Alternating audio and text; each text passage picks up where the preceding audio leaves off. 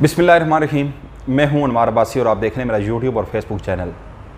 नाज़रीन, मौजूदा हुकूमत जो रजीम चेंज के ज़रिए इम्पोर्टेड हुकूमत पाकिस्तानी अवाम पर मुसल्लत की गई, हर रोज़ एक नई दास्तान रकम की जा रही है, चाहे वो करप्शन की हो और चाहे अवाम पर जुल्म ज़्यादती की दास्तान हो। महंगाई का नैरेटिव लेकर आने वाली ये हुकूमत, रजीम चेंज हुकूमत, अवाम पर एक कहर बनकर नाजल हो रही है। आए रोज़ पाकिस्तान में महंगाई की शरह में बेतहाशा इजाफा होता जा रहा है। पेट्रोलियम मसनूआत की कीमतों में 60 रुपये तक फ़ी लीटर इजाफा कर दिया गया, बिजली की कीमतों में 15 रुपये फ़ी यूनिट इजाफा कर दिया गया और मुबैना तौर पर सुई गैस की कीमतों में भी 45% तक इजाफा किया जा रहा है।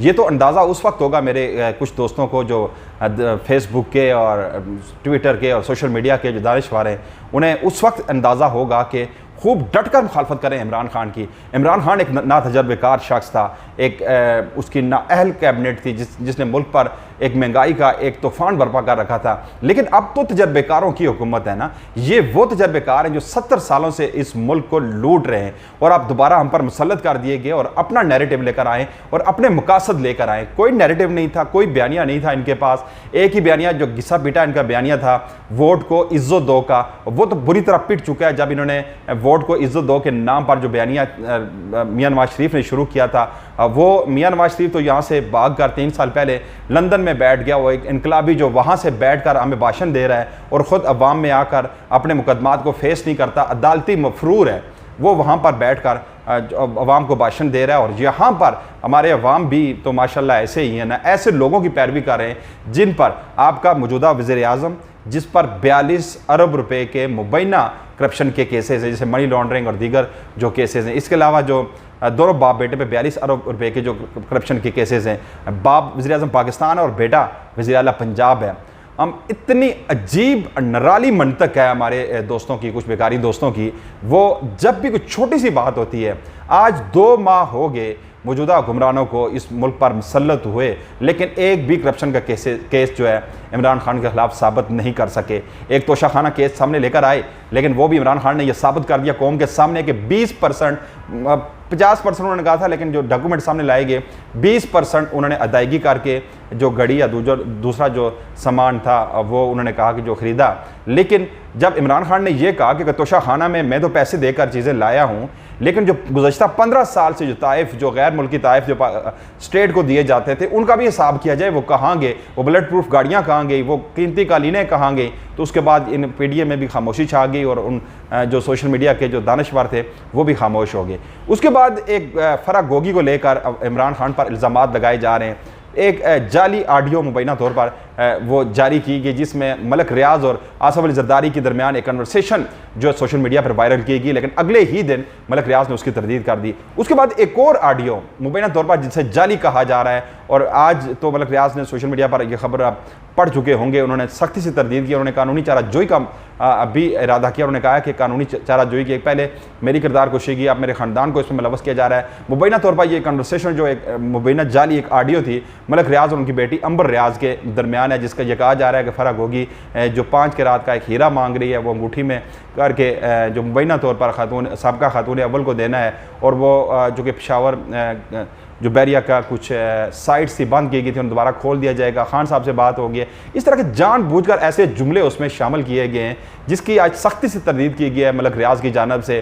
कल पूरा दिन सोशल मीडिया पर एक ही मौजू जो है ना ज़ेर बहस रहा, वो ये था कि वो मुबैना ऑडियो फराह गोगी की और मुबैना तौर पर बुशरा बीबी की और मलक रियाज की और उनकी बेटी अंबर की, कोई दूसरा इशू जैसे इस मुल्क में रहा ही नहीं हो।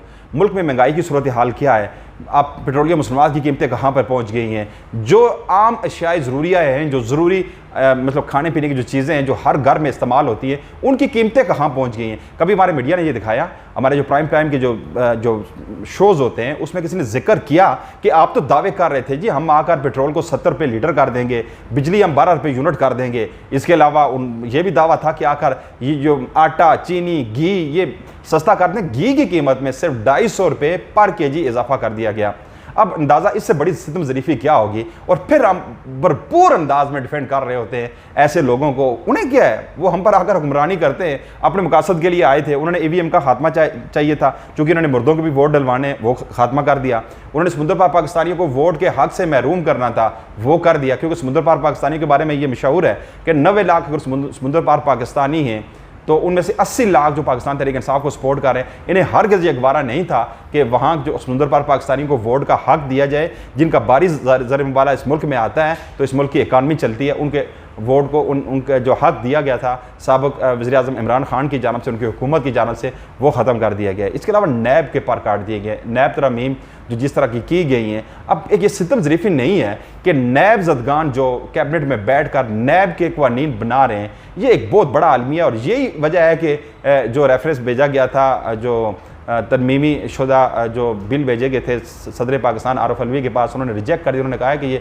आइन के आर्टिकल 46 की खिलाफ वर्जी है, चूँकि नैब जदगान ही बैठ कर अब नैब के कवानीन वज़ा करे, ये हरगिज़ इस पर नज़रसानी की जाए। अभी तक वो तरमीम जो की गई थी वो मंजूर नहीं की गई सदर पाकिस्तान की जानब से, लेकिन मंजूर करा लेंगे डेफिनेटली। इनके पास इस वक्त चूँकि अक्सरियत है, बहुत सारे जो लोटे थे उन्होंने अपने साथ मिला रखे हैं। और इससे बड़ी सितम ज़रीफ़ी क्या होगी कि रियाज जो पाकिस्तान तहरीक इंसाफ का मुनरफ जो रुकन था, वो अपोजिशन लीडर का, मैं ये कहता हूँ कि डूब मरने का मकाम है हम सब के लिए कि ऐसे शख्स को अपोजिशन लीडर बना दिया गया है जो पाकिस्तान तहरीक इंसाफ का मुनरफ मेंबर कौमी असम्बली था और आज अपोजिशन का रोल कर रहा है। और किसी टीवी टॉक शो में बैठता है तो अहमद मीर के साथ बैठा तो तर्जमानी मियाँ शहबाज शरीफ की कर रहा। उसने पूछा, भाई आप अपोजिशन लीडर होने का भी दावा कर रहे हैं और तर्जमानी कर रहे हैं मियाँ शहबाज शरीफ की, आप किस तरह के अपोजिशन लीडर? कहता है मेरा ताल्लुक फ़िलहाल तो पाकिस्तान तहरीक इंसाफ। उसने कहा, जो नहीं है आप पाकिस्तान तहरीक इंसाफ के, आप पाकिस्तान तहरीक इंसाफ के मुनरफ हैं, आपको पाकिस्तान तहरीक इंसाफ से फारग कर दिया गया है और फिर आप अपोजिशन लीडर किस चीज़ के हैं? उसने कहा, जी नहीं, हम तो फ़िलहाल तो मैं पाकिस्तान तहरीक इंसाफ का हूँ, लेकिन तर्जमानी में मियाँ शहबाज शरीफ की करूँगा। ओ खुदा का खौफ करें, खुदा का खौफ करें। अवाम जो पाकिस्तान की 22 करोड़ अवाम है, इन्हें कितना और चूना लगाएंगे? ये मुल्क जो बदतरीन माशी सूरत हाल, जो दुनिया की बड़ी बड़ी माशी ताकतों ने घुटने टेक दिए थे, बेहतरीन माशी इकदाम की बदौलत पाकिस्तान की ग्रोथ रेट जो था वो बढ़ता जा रहा था और 6 को टच कर गया था। 5.7 तक पाकिस्तान का ग्रोथ रेट चला गया था, जो कि एक नाकाबिले यकीन जो ये कारकर्दगी थी साबिक़ हुक्मरानों की। मौजूदा जो हुकूमत है, इनके ही ज़ेरे इंतज़ाम जो इदारे, गवर्नर स्टेट बैंक की भी तारीफ़ की। उन्होंने कहा कि साबिक़ दौरे हुकूमत में हैरत अंगेज़ तौर पर जो ग्रोथ रेट था वो बड़ा था और काबिल रश था। उन्होंने ये भी कहा कि साबिक़ हुकूमत के माशी जो इस्लाहात थी या माशी जो उनकी स्ट्रेटजी थी, उससे पाकिस्तान मुश्किल वक्त में पाकिस्तान ने सर्वाइव किया और पूरे सब कंटिनेंट में पाकिस्तान की वाहिद मुल्क था जिसने सबसे बेहतरीन अंदाज में तरक्की की। इसके बावजूद कि पूरी दुनिया की बड़ी बड़ी माशी ताकतें जो कोरोना के बायस वहाँ पे घुटने टेक कर चुकी थी। इसके अलावा एक और भी बात मैं यहाँ पे करता चलूँ कि 2 तस्वीर थी जिससे पूरी पाकिस्तानी कौम हर्ट हुई। मैं ये समझता हूँ कि ये बड़े दुख का मकाम है कि एक इश्तिहारी मुलज़म, पाकिस्तानी अदालती मफरूर मुलज़म इश्तिहारी है जो पाकिस्तानी अदालतों को मतलूब है, वो स्टेट का गेस्ट बन के, इस रियासत का शाही मेहमान बनकर, पहले सऊदी अरेबिया में सलमान शहबाज की मैं बात कर रहा हूँ, मौजूदा वज़ीर-ए-आज़म का बेटा है जो इश्तिहारी करार दे दिया गया है और मफरूर है इस मुल्क से।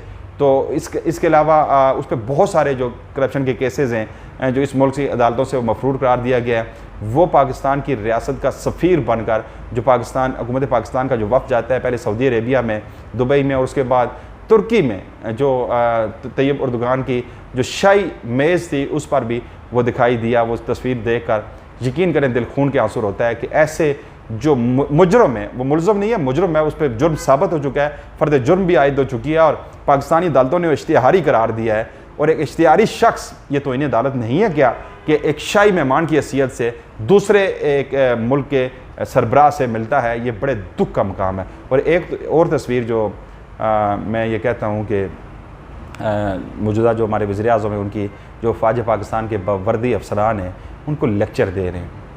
अब अंदाज़ा करें कि लेक्चर कौन दे रहा है?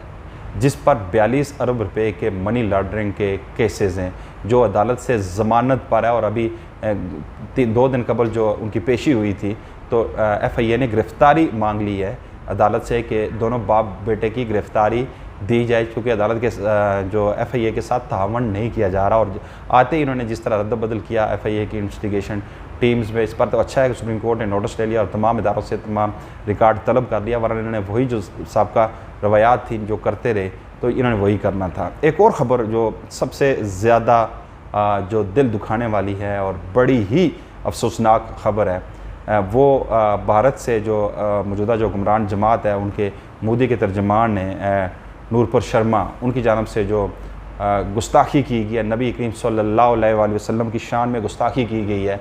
नबी करीम सल्लल्लाहु अलैहि वसल्लम की नामूस पर हमारी 1 या 1000 जानें भी हों वो कुर्बान हों। लेकिन बड़े अफसोस की बात है कि हुकूमती सतह पर इसका जिस तरह माजी में जवाब दिया जाता रहा, फ्रांस को दिया गया, दीगर ममालिक में जहाँ से नबी करीम सल्लल्लाहु अलैहि वसल्लम की शान में गुस्ताखी होती रही, तो भरपूर पाकिस्तान बसीयत इस्लामी मुल्क के सरबराह की हैसियत से इमरान खान जवाब देते रहे। उस तरह का जवाब अभी तक नहीं दिया गया। अगरचे अरब ममालिक की जानब से इंडियन मसनूआत का बाइकाट कर दिया गया, लेकिन पाकिस्तान की जानब से अभी उस तरह का हुकूमती सतह पर रद्द अमल नहीं आया। और कैसे आएगा, चूँकि मौजूदा हुक्मरान जिन्होंने आते शहबाज शरीफ ने भारत के साथ तजारत के लिए कोशिशें शुरू कर दी थी, इमरान खान ने तो स्ट्रिक्टली एक ही बात कही थी कि जब तक जो अगस्त 2019 की पोजीशन पे भारत नहीं जाएगा, मकबूजा कश्मीर के अवाम पर जो उन्होंने जो काले कवानीन जो नाफज किए हैं उन्हें वापस नहीं लेता, उस वक्त तक भारत के साथ किसी किस्म के मुज़ाकरात नहीं किए जाएंगे। लेकिन मौजूदा हुकूमत ने आते भारत के साथ जो तजारती सरगर्मियाँ शुरू करने की जो कोशिश की थी, लेकिन अब ये वक्त आ गया है कि नबी करीम सल्लल्लाहु अलैहि वसल्लम की शान में गुस्ताखी करने वाले मुल्क, और वो भी हुकूमती मोदी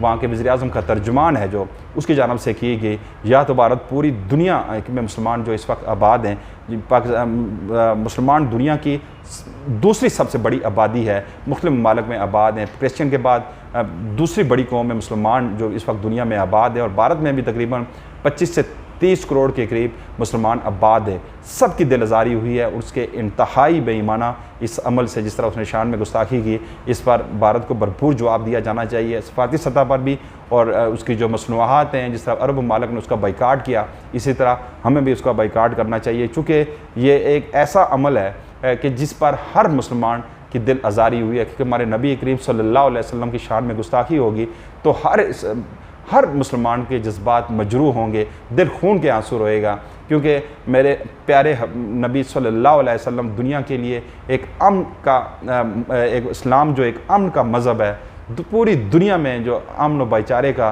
पैगाम देता है, उस प्यारे हबीब, मेरे प्यारे रब के हबीब हज़रत मोहम्मद मुस्तफ़ा सल्लल्लाहु अलैहि वसल्लम, जिनके लिए दोनों ज़मीन और आसमान दोनों जहान बनाए गए, उनकी शान में अगर गुस्ताखी की जाए तो उस पर हमारा ईमानी तकाज़ा है कि हम अपने रद्द अमल का इजहार करें। लेकिन मुझे बड़ी हैरत हो रही है, मौलाना फजल रहमान की जानब से तो अभी तक कोई इस तरह का रद्द अमल नहीं आया। और एक मजहबी जमात, अगर फ्रांस में कोई वाक़या होता था, होना भी चाहिए था, उसका रद्द अमल बिल्कुल दुरुस्त था, मैं उसको दुरुस्त करार देता हूँ कि अगर फ्रांस में कोई अमल होता था तो यहाँ फैज़ाबाद में आकर यहाँ पे धरना देकर बैठ जाते थे। उनकी जानब से अभी तक आज 2 दिन हो गए इस वाक़े को, कोई रद्द अमल नहीं आया, कोई हुकूमत से मुतालबा नहीं किया गया कि यहाँ से इंडिया के सफ़ीर को निकाला जाए या पाकिस्तानी सफारती अमला जो इंडिया में उसे वापस बुला लिया जाए। शदीद तरीन रद्द अमल आया करता था माजी में इमरान खान की जब भी हुकूमत थी, अगर चाहे इमरान खान की जानब से तो पूरी दुनिया को एक वाज़ेह पैगाम दे दिया गया था। पाकिस्तान की जानब से जो सबसे ज़्यादा एहतजाज किया गया था, जो मैक्रोन जो मलहून है, जिसकी जानब से नबी के वसल्लम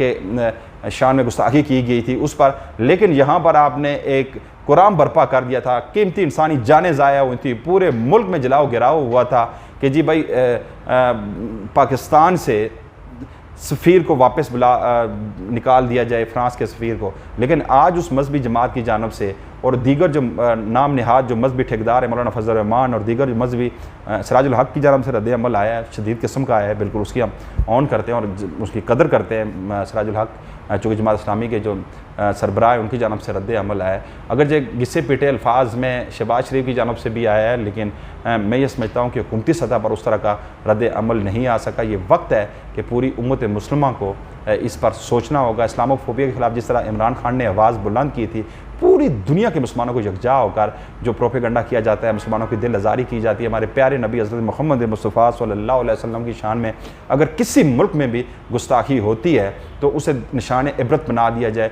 उसका मुकम्मल तौर पर सफारती बाइकाट कर दिया जाए ताकि दोबारा किसी मलहून को इस तरह की जसारत करने की हिम्मत ना हो। आज के लिए इतना ही। अनवार अब्बासी को इजाज़त देती हूँ। चलते चलते मैं आपसे रिक्वेस्ट करूँगा कि अगर अभी तक आपने मेरा यूट्यूब चैनल सब्सक्राइब नहीं किया तो मेरा यूट्यूब चैनल भी सब्सक्राइब कर दीजिएगा। अल्लाह ने